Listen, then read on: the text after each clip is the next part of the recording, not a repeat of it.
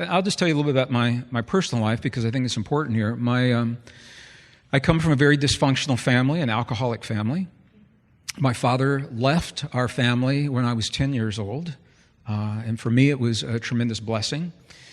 And it forced our family, a small family. It was my mother, a younger brother, and myself. Mom raised the two boys alone. I have a younger brother 4 years younger than myself.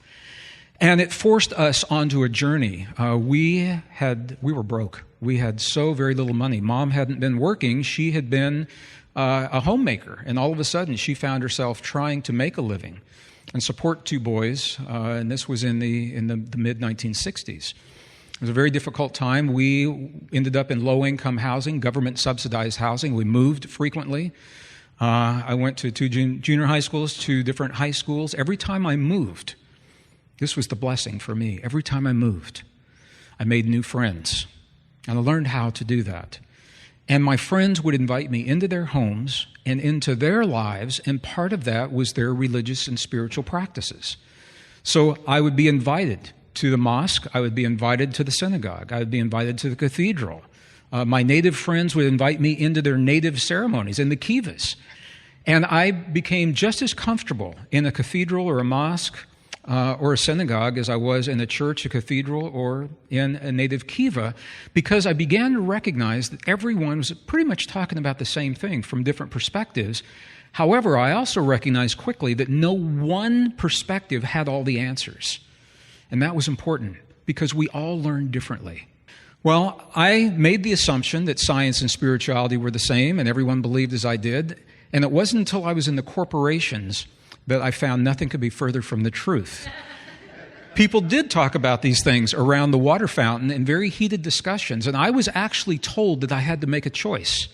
And the way I was told, it almost sounded biblical because I was told, Gregg, you cannot serve two masters at the same time. You have to make a choice.